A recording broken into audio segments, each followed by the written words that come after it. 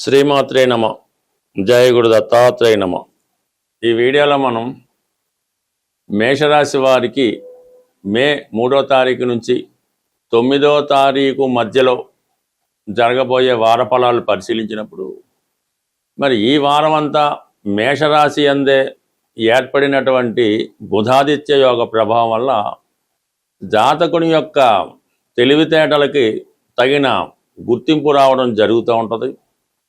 అలాగే కొత్త కొత్త వ్యాపార అవకాశాలు రావడం జరుగుతూ ఉంటుంది.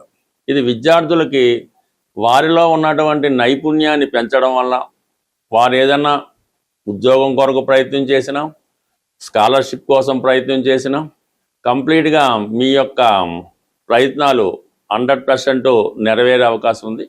అలాగే విద్యార్థులు మంచి సక్సెస్ఫుల్గా వాళ్ళ రిజల్ట్ రావడం జరుగుతుంటుంది. అది పరీక్షల్లో కానీ రేపు కాలేజీలో చేరినప్పుడు కానీ వారికి అనుకూలమైనటువంటి ఫలితాలు, వారిలో ఉన్నటువంటి లీడర్షిప్ క్వాలిటీస్ కూడా పెరగడం జరుగుతూ ఉంటుంది. ఇది సాధారణంగా రాజకీయ రంగంలో ఉన్న వాళ్ళకి లేదంటే ప్రభుత్వ ఉద్యోగులకి వారికి పదవిలో ఉన్నత అవకాశాలు రావడం జరుగుతుంది. అలాగే నూతన ఉద్యోగ ప్రయత్నాలు కూడా చాలా వరకు ఫలిస్తూ జరుగుతుంది. అంటే లగ్నంలో రవి ఉచ్చ పొందడం వల్ల సాధారణంగా ఎక్కడికి వెళ్ళినా సరైన గుర్తింపు గౌరవం పొందడం జరుగుతూ ఉంటుంది. అలాగే మరి రాష్ట్రాధిపతిగా ఉన్నటువంటి కుజుడు 12వ స్థాన సంచారం చేస్తున్నప్పుడు భూములు స్థిరాస్తులు కొనాలనే మీ ఆలోచన నెరవేరుతుంది. తప్పనిసరి పరిస్థితుల్లో మీ యొక్క రక్త సంబంధికులకి అన్నదమ్ములకి ఆర్థిక పరంగా సహాయం అందించవలసి ఉంటుంది. అలాగే కొద్దిగా నష్టం కూడా జరిగే అవకాశం ఉంది. ఇప్పుడు ఏదో విషయంలో మీరు ధనాన్ని నష్టపోవడం కానీ ఇతరుల చేతిలో మోసపోవడం కానీ జరిగే అవకాశం ఉంది. అదే అందుకనే ఏదైనా కొనే ముందు కానీ ఎవరికన్నా ధనం ఇచ్చే ముందు కానీ ఏదైనా అగ్రిమెంట్ చేసుకునే ముందు మరి 1-2 సార్లు జాగ్రత్తగా ఆలోచించుకొని లీగల్గా అది ఎంతవరకు కరెక్ట్గా చూసుకొని ఆ విధంగా మీరు ముందుకు వెళ్ళడం మంచిది. ప్రతి నిమిషంలోనూ మిమ్మల్ని ఏదో విధంగా మోసం చేయాలనే మీ యొక్క ఆత్మీయులు ప్రయత్నం చేయడం జరుగుతుంటుంది. అయినప్పుడు కూడా మీ యొక్క సమయస్ఫూర్తి తెలివితేటలతో అన్ని సమస్యల్ని మీరు అధిగమిస్తారు. ఉద్యోగం మారాలనే మీ ఆలోచన చాలా వరకు నెరవేరే అవకాశం ఉంది. ఈ సమయంలో మీరు ప్రొఫెషన్ కూడా చేంజ్ చేయొచ్చు. అంటే ఒక వృత్తి నుంచి వేరే వృత్తిలోకి మారచ్చు. అంటే మీ యొక్క ప్రస్తుతం ఉన్నటువంటి వ్యాపార వివరాలని ఇతర ప్రాంతాలకి విస్తరించడం జరుగుతుంది. అలాగే ఏదన్నా కొత్తగా కొంత పెట్టుబడి పెట్టి ఏదైనా ఒక పరిశ్రమ లాంటిదో వ్యాపారం లాంటిదో వారి వారి స్థాయిని బట్టి స్థాపించే అవకాశం ఉన్నది. ఇక ప్రధానంగా శుక్రుడు ధనస్థానం అందే స్వక్షేత్రగతుడు అవ్వడం వల్ల కుటుంబంలో ఆర్థిక పరిస్థితి మెరుగుపడుతుంది.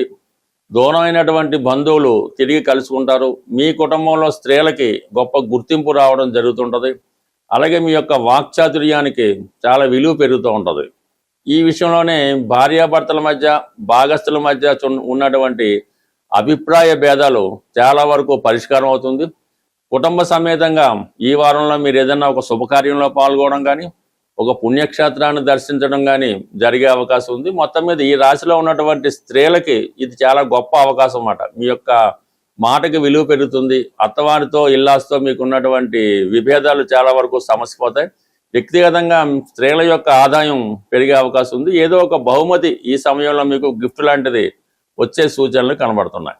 ఇక ప్రధానంగా గురువు కూడా 3వ స్థానంలో ఉండడం వల్ల అటు ఉపాధ్యాయ వృత్తిలో ఉన్న వాళ్ళకి కానీ అలాగే న్యాయవాది వృత్తిలో ఉన్నవారికి కానీ కొత్త అవకాశాలు రావడం జరుగుతుంది. మీరు 10 మందికి మంచి మార్గం చూపించడం వల్ల వారు మంచి మార్గంలో నడిచే అవకాశం ఉంది. ప్రధానంగా విద్యార్థులు ఎవరైతే దూర ప్రాంతంలో కానీ విదేశంలో కానీ ఉన్నత విద్యకు ప్రయత్నం చేస్తున్నారో వారి యొక్క ప్రయత్నాలు చాలా వరకు నెరవేరే అవకాశం ఉంది. అంటే బికాజ్ ఇక్కడ గురువు తన స్వక్షేత్రమైనటువంటి పునర్వసు నక్షత్రం మీద సంచరిస్తున్నప్పుడు గురువు ఈ రాశి వారికి 9, 12 స్థానాలని యాక్టివేట్ చేయడం జరుగుతుంటుంది. మరి ఈ కారణం వల్ల మీరు కంప్లీట్గా ఉన్నత విద్య కొరకు విదేశం వెళ్ళే అవకాశం ఉంది.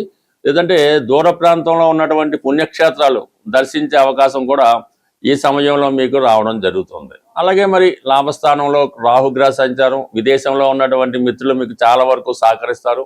అయితే పంచమ స్థానంలో కేతు ప్రభావంలో స్పెక్యులేషను, జోదం, పేకాట మొదలగు వాటికి ఎంత దూరంగా ఉంటేనే అంత మంచిది. అయితే వారం చివరిలో 2 రోజులు మాత్రం వృధా ప్రయాణాలు ఎక్కువగా చేయవలసి ఉంటుంది.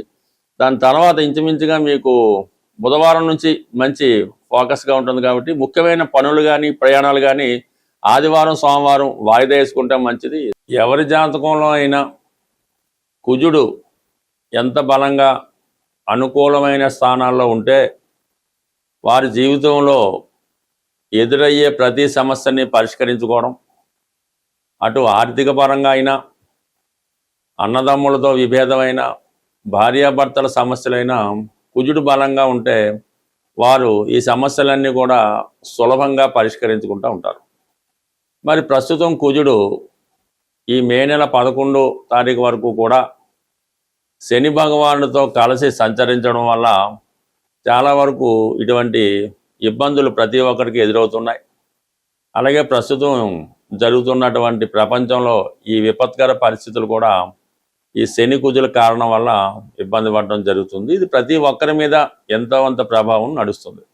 ఇటువంటి ప్రభావం నుంచి బయటపడాలంటే మనకి ఈ సంకటాలు అంటారు, సంకటాలు కష్టాలు, వాటి నుంచి తొలగించుకోవాలంటే రేపు మే నెల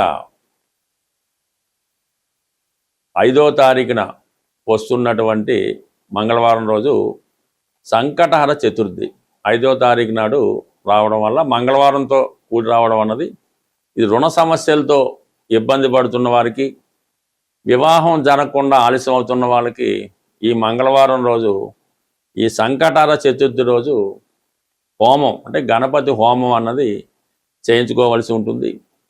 ప్రధానంగా ఉండ్రాళ్ళు, గరిక, ఎండు ఖర్జూరం మొదలగు ద్రవ్యాలతో స్వామిని సంతృప్తి పరచడం వల్ల ఈ సంకటాలు కష్టాలు తొలగి మీ యొక్క పనులు సజావుగా సాగడం జరుగుతుంటుంది.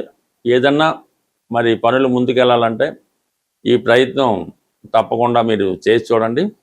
మళ్ళా వచ్చే సంకటాల చతుర్థి నాటికి చాలా సమస్యలకి పరిష్కారం దొరుకుతూ ఉంటుంది. అంటే మనం అనుకున్న సంకల్పం నెరవేరేదాకా అంటే ఒక పెద్ద సంకల్పం పెట్టుకున్నప్పుడు ఈ ప్రతి నెల కూడా ఈ సంకటహర చతుర్థి చేయడం వల్ల దాని ఫలితం మీరు కంప్లీట్గా చూడడం జరుగుతూ ఉంటుంది.